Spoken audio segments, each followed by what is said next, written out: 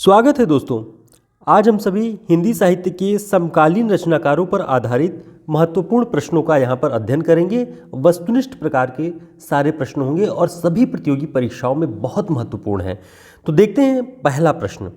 पहला प्रश्न है, हंसो हंसो जल्दी हंसो कविता संग्रह किस कवि का है।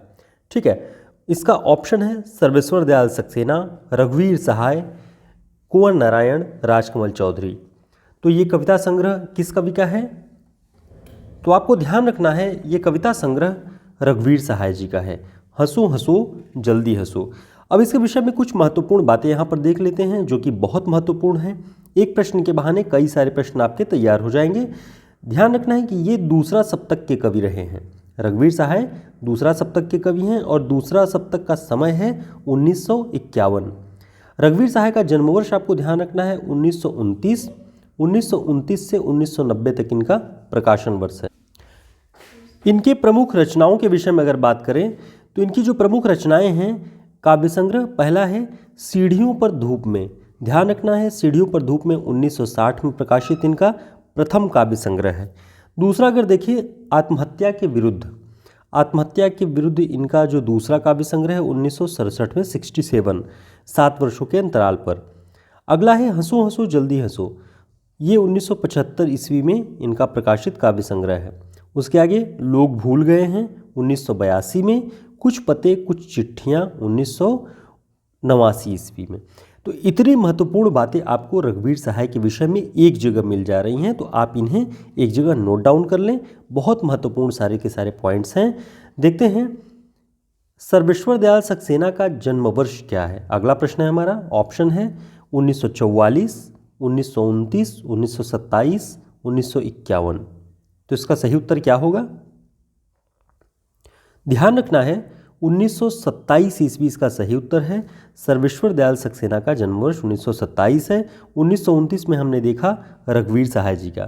तो इन दोनों को आप ध्यान रखिएगा, पहले सर्वेश्वर दयाल सक्सेना है 27 में और 29 में रघुवीर सहाय। सर्वेश्वर दयाल सक्सेना के विषय में कुछ महत्वपूर्ण बातें देख लेते हैं जो कि आगामी परीक्षाओं की दृष्टि से बहुत महत्वपूर्ण सिद्ध हो सकती है। ध्यान रखना है सर्वेश्वर दयाल सक्सेना जी तीसरा सप्तक में शामिल कवि हैं। अब तीसरा सप्तक का समय क्या है ये कमेंट करके आप बताएं। सर्वेश्वर दयाल सक्सेना जी का जो जन्म वर्ष यानी जीवन काल है 1927 से 1983 ईस्वी तक है, इसे ध्यान रखेंगे। सर्वेश्वर दयाल सक्सेना जी नई कविता के प्रमुख कवि यानी नई कविता के प्रमुख हस्ताक्षर माने जाते हैं। कभी भी ऑप्शन में इस तरह के प्रश्न आए कि नई कविता के प्रमुख हस्ताक्षर निम्न में से कौन है, अगर सर्वेश्वर दयाल सक्सेना जी का नाम है तो आप मान के चलें कि आपका सही उत्तर वही है। बहुत महत्वपूर्ण है। और जीवन क्रम वाले भी यदि आप समकालीन रचनाकारों के कोई प्रश्न हल करते हैं तो ये तथ्य आपको ध्यान रखने चाहिए। सर्वेश्वर दयाल सक्सेना जी का जो इनकी प्रमुख रचनाएं, इनके काव्य संग्रह हैं, उसे आपको ध्यान रख लेना है। काठ की घंटियाँ, बांस के पुल, एक सूनी नाव, कुआनो नदी। तो लगभग इनके जो काव्य संग्रह हैं वो काठ यानी लकड़ियों के ही बने हुए नामों पर, जैसे काठ की घंटी है, बांस भी एक तरह की लकड़ी है, बांस के पुल, और नाव भी जो है वो लकड़ी की, तो एक सूनी नाव, और ये सब कहाँ हैं? कुआनो नदी में। तो ये सारे तथ्य सर्वेश्वर दयाल सक्सेना के विषय में आपको अच्छी खासी जानकारी उपलब्ध कराते हैं।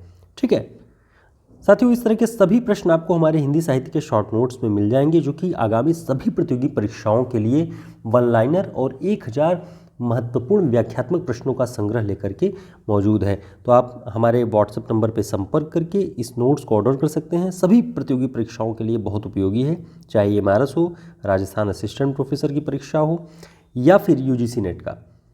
अगला प्रश्न है जंगल का दर्द। जंगल का दर्द काव्य संग्रह के रचयिता कौन है? ऑप्शन में मंगलेश डबराल, वीरेन डंगवाल, धूमिल, सर्वेश्वर दयाल सक्सेना। तो आपको ध्यान रखना है इसका जो सही उत्तर है वह है सर्वेश्वर दयाल सक्सेना। जंगल का दर्द सर्वेश्वर दयाल सक्सेना जी का काव्य संग्रह है। कुछ और बातें हम सर्वेश्वर दयाल सक्सेना जी की जो हमने ऊपर भी देखी है यहाँ भी देख लेते हैं, तो सर्वेश्वर दयाल सक्सेना जी वाला हिस्सा आपका पूरा का पूरा तैयार हो जाएगा। एक अन्य काव्य संग्रह इनका है खूंटियों पर टंगे लोग। ध्यान रखना है सर्वेश्वर दयाल सक्सेना का। एक कविता इनकी बहुत चर्चित है, कॉफ़ी हाउस में एक मेलोड्रामा। इनकी एक काव्य पंक्ति बहुत प्रसिद्ध है, मैं नया कवि हूँ। इसी से जानता हूँ सत्य की चोट बहुत गहरी होती है। ये काव्य पंक्ति कभी भी आएगी तो आपको ध्यान रखना है, सर्वेश्वर दयाल सक्सेना जी की है। एक अन्य पंक्ति बहुत महत्वपूर्ण है, लीक पर वे चले जिनके चरण दुर्बल और हारे हैं, हमें तो हमारी यात्रा से बने ऐसे अनिर्मित पंथ प्यारे हैं, लीक पर वे चले जिनके चरण दुर्बल और हारे हैं। यानी बने बनाए रास्तों पर वे लोग चले जिनके भीतर आत्मविश्वास नहीं है, जिनके कदम हार चुके हैं, दुर्बल हैं। हमें तो हमारी यात्रा के अनिर्मित पंथ प्यारे हैं, हमारी यात्रा से बने हुए ऐसे पथ जो नए हैं, जो अनिर्मित हैं, वही हमें प्यारे हैं। इस तरह से एक नए कवि के रूप में, नई कविता के कवि के रूप में उन्होंने बहुत महत्वपूर्ण विचारों को लिखा हुआ है, तो आप सभी इसे ध्यान रखिएगा। सर्वेश्वर दयाल सक्सेना की पंक्ति है। देखते हैं आगे। अगला प्रश्न है, अहम से मेरे बड़ी हो तुम, यह कविता किसकी है? ऑप्शन में है मंगलेश डबराल, वीरेंद्र डंगवाल, धूमिल, सर्वेश्वर दयाल सक्सेना। तो ध्यान रखेंगे इसका जो सही उत्तर है वह है सर्वेश्वर दयाल सक्सेना। अहम से मेरे बड़ी हो तुम, उन्हीं की कविता है। तो हमने सर्वेश्वर दयाल सक्सेना के विषय में बहुत सारी बातें देखी। बच्चन जी लिखते हैं कि यह जो कविता है अहम से मेरे बड़ी हो तुम, एक सरस कविता है। सर्वेश्वर दयाल सक्सेना जी की एक कविता बहुत प्रसिद्ध है, चलो घूम कर आए। और एक बहुत प्रसिद्ध पंक्ति है जिसे आपको ध्यान रखना है, वो कौन सी है? लोकतंत्र को जूते की तरह लाठी से लटकाए, भागे जा रहे हैं सीना फुलाए।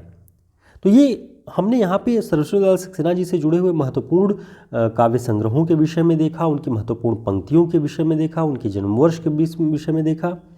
अगला प्रश्न है हमारा, अभी बिल्कुल अभी, अभी बिल्कुल अभी कविता संग्रह के रचयिता कौन है, या यह संग्रह किस कवि का है? ऑप्शन है रामविलास शर्मा, त्रिलोचन शास्त्री, अरुण कमल, केदारनाथ सिंह। तो इसका सही उत्तर क्या है? तो ध्यान रखना है आपको, इसका जो सही उत्तर है वह है केदारनाथ सिंह। अभी बिल्कुल अभी केदारनाथ सिंह जी का काव्य संग्रह है। अब इनके विषय में भी कुछ महत्वपूर्ण बातें देखते हैं। जैसे हमने एक प्रश्न के बहाने कई प्रश्न सर्वेश्वर दयाल सक्सेना और रघुवीर सहाय पे देखा, वैसे ही केदारनाथ सिंह पर भी एक प्रश्न के बहाने कई पॉइंट्स तैयार करते हैं। जैसे इस कविता संग्रह का प्रकाशन वर्ष क्या है? अभी बिल्कुल अभी का 1960 में, और ये केदारनाथ सिंह जी का पहला काव्य संग्रह है। ध्यान रखना है केदारनाथ सिंह का जो जन्मवर्ष है वो 1934। ये कौन मान रहा है? बच्चन सिंह, डॉक्टर बच्चन सिंह अपने पुस्तक में कहते हैं केदारनाथ सिंह का जन्मवर्ष 1934 ईस्वी है। और आपको सरस्वती पांडे या रामचंद्र तिवारी की पुस्तक में संभवतः 1932 मिल जाएगा। तो ये बात भी आपको साथ में ध्यान रखना है। इसके अलावा जमीन पक रही है, ये भी केदारनाथ सिंह जी का काव्य संग्रह है 1980 में। कुछ कविता संग्रह और हैं, यहाँ से देखो, अकाल में सारस, उत्तर कबीर और अन्य कविताएं, बाघ एवं अन्य लंबी कविताएं। तो ये सारे काव्य संग्रह केदारनाथ सिंह जी के हैं, जो कि प्रगतिशील प्रगतिवादी धारा के बहुत महत्वपूर्ण रचनाकार हैं। ठीक है, इनकी बहुत प्रसिद्ध कविताएं जो हैं वो भी ध्यान रखना है। जैसे कुदाल कविता ग्रेजुएशन के दौरान में आप लोगों ने पढ़ी होगी, बहुत महत्वपूर्ण है। बनारस पर इनकी बनारस शीर्षक कविता बहुत चर्चित है, और अकाल में डूब, ये तीनों कविताएं बहुत चर्चित हैं। केदारनाथ सिंह जी के परिचय के रूप में ये कविताएं चलती हैं, इनका जिक्र होता है। ये तो इन सारे तथ्यों को आप एक क्लास में इस रूप में तैयार रखेंगे तो एक प्रश्न के साथ कई सारे पॉइंट्स आपके तैयार हो जाएंगे। और EMRS की TGT परीक्षा हो या फिर KVS NVS की परीक्षा, दिसंबर में होने वाली UGC नेट की परीक्षा, सभी प्रतियोगी परीक्षाओं में समकालीन साहित्य से जुड़ा हुआ कोई भी तथ्य अगर पूछता है और उसमें इन कवियों की पंक्तियां पूछती हैं, इन कवियों का जन्मवर्ष वाला क्रम पूछता है, तो आप बेहतर स्थिति में इन सभी को कर पाएंगे। और ऐसे लगभग 40 रचनाकारों पर वन लाइनर फैक्ट्स, उनकी महत्वपूर्ण काव्य पंक्तियाँ, जन्मवर्ष का पूरा संग्रह हमारे हिंदी साहित्य के शॉर्ट नोट्स में आपको मिल जाएगा। आप व्हाट्सएप पे संपर्क करके इस नोट्स को ऑर्डर कर सकते हैं। फिर मिलते हैं एक नई क्लास में नए प्रश्नों के साथ। तब तक के लिए नमस्कार, शुभकामनाएं।